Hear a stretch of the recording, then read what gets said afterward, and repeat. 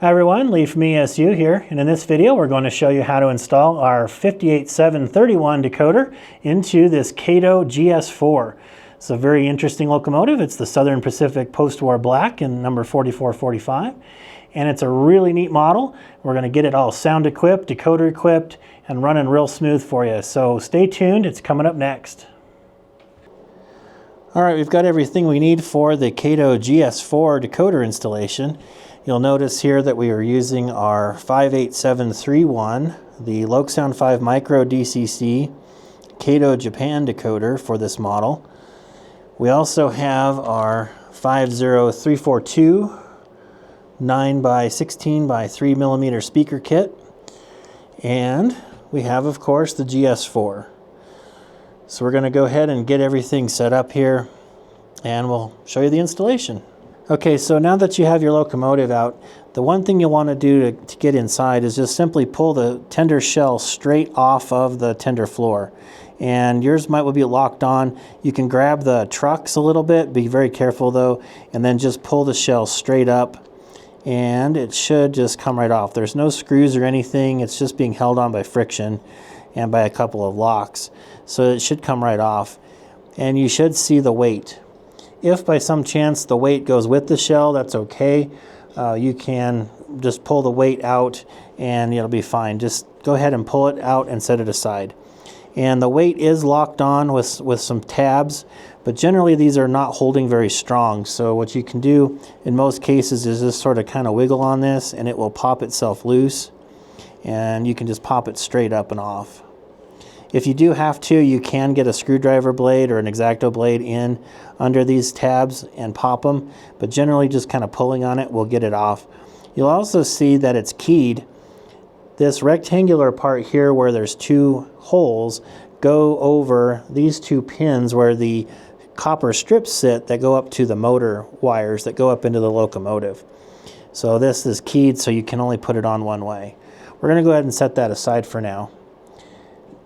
And now I'm going to pull out the DC board. This is the factory DC board from Kato. And what we're going to do is just push down right here to lift these up a little bit. These are just a friction fit, they just sit on top.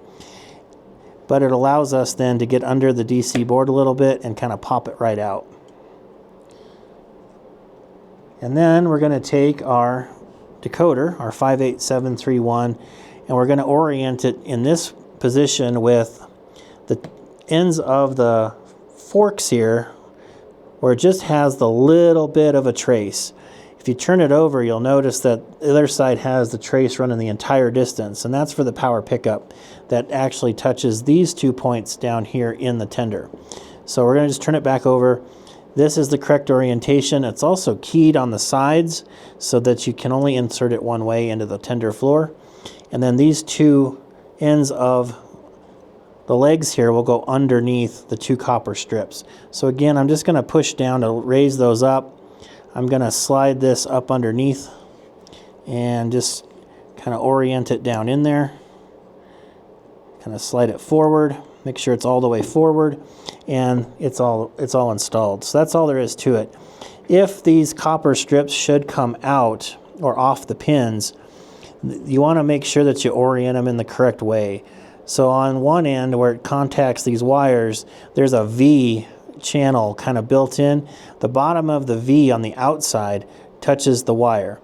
And then also there's a little dimple here on this end where it goes down, and that little dimple needs to point down so that it touches the decoder's tabs properly. If you have it in that orientation, then you're in good shape. Okay. So now we're going to go ahead and put our weight back on. You'll want to test the decoder with the weight in place. It won't work too good without the weight. The weight actually pushes down on all the components and makes sure that the decoder makes proper contact where it needs to. So that's going to be that for the weight. Now you can go ahead and test it at this point, make sure everything works the way you expect. You won't be able to get sound until you hook up a speaker, but you'll be able to make sure that everything else works the way it's supposed to. Okay, so now moving on to our 50342 speaker kit. You'll notice in the kit you'll have not only the speaker, but you'll have some enclosure boxes that you can mount inside the model with the speaker.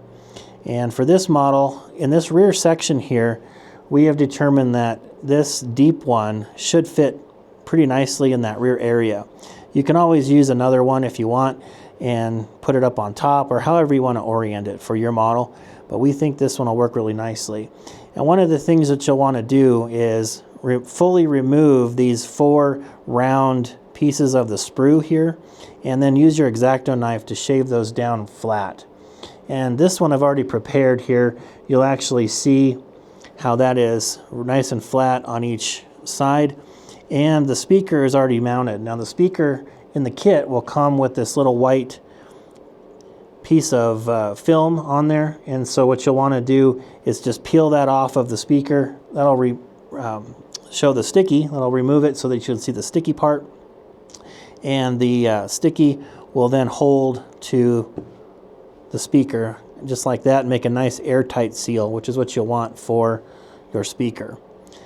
And then there's 2 tabs on either side of the speaker here, on either end, and that is where the wires from the decoder will solder to. You can go anywhere along the length of these connections here along the edge. We're going to go ahead and solder the 2 brown wires from our decoder up to these connections next here. We'll grab our soldering iron, and again, I'm just using this simple pencil type soldering iron, portable soldering iron. It charges up with USB-C and has a battery. I set it to 340C. We'll go ahead and use it. You'll also, of course, when you're soldering, make sure that you use a pad like this. A sponge works too, but this is a really nice abrasive. This little brass here, and this will clean the tip off real nice when you get it kind of dirty. And also, if it comes with a little bit of resin in the bottom, that's also helpful too. This one does come with a little bit of that resin, so that'll also help keep it nice and clean as it gets warmed up here. And I'm also using my Superior number 30 flux from H&N Electronics. It's good stuff for doing the soldering. So we're just going to take a little bit of that on a micro brush, and we're going to get that on the speaker. We're also going to get it on the ends of the wires. You don't need much, just a little bit will do. And we'll orient this to make it a little bit easier. Grab a little bit of solder. And I'm just going to come in here and touch it.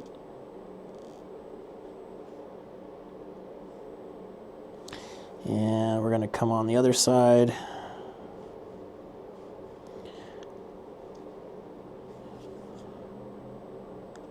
Let me grab a little more solder.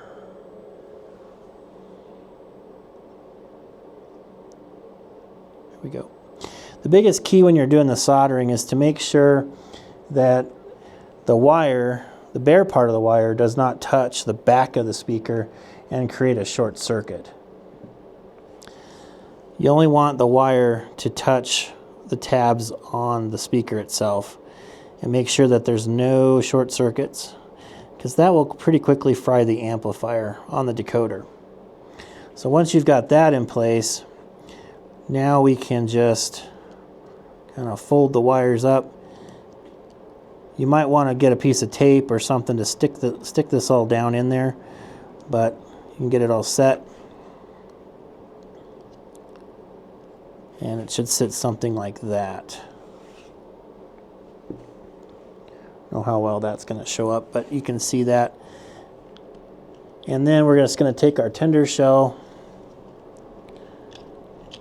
and kind of fold it all back up inside, just like that. Make sure you don't have any wires pinched or anything coming out, and that should be it. So that's the installation there. We're going to go ahead and move it over to our DCC system here and check it, make sure everything works as we expect. All right, so we've got her on the track here, connected to our Digitrax DCS52. Again, just to kind of prove that the ESG decoders definitely work with other brands of DCC systems.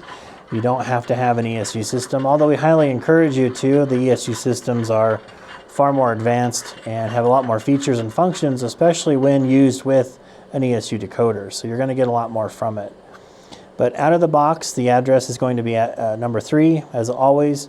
So you would just type in address 3 on your DCC system and hit function 8 to start up the steam sounds.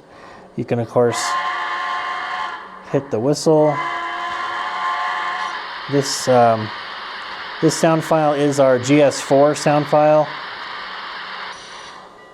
from our website, already preloaded onto the decoder, which any of our dealers will do for you at no extra charge in most cases. If you don't have a Loc programmer. If you do have a Loc programmer, of course, you can write the sound file to the decoder yourself. So here we go.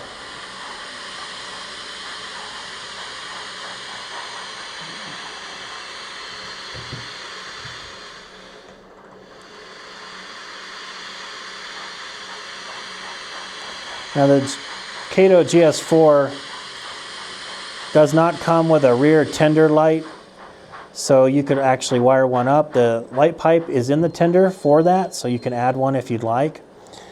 And the front headlight and the front Mars light are controlled by track power through the Kato circuitry in the boiler of the steam engine. So if you wanted to change that out, you could probably do so. However, it would be a little bit complex to do, and we don't encourage it.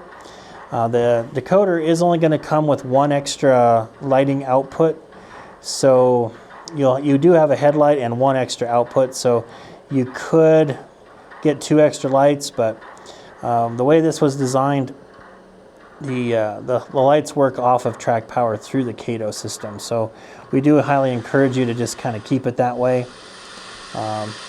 Makes things a lot easier in the end.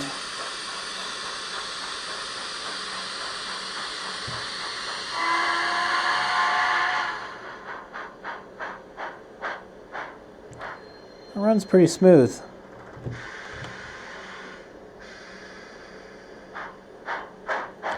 Also, the number boards should light up as well on the sides.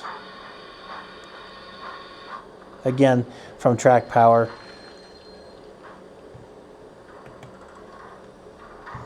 And that's about all there is to it. So a pretty easy installation of the 58731 decoder and our 50342 speaker kit. And we thank you for watching. Hope you enjoyed the video, and we'll see you next time.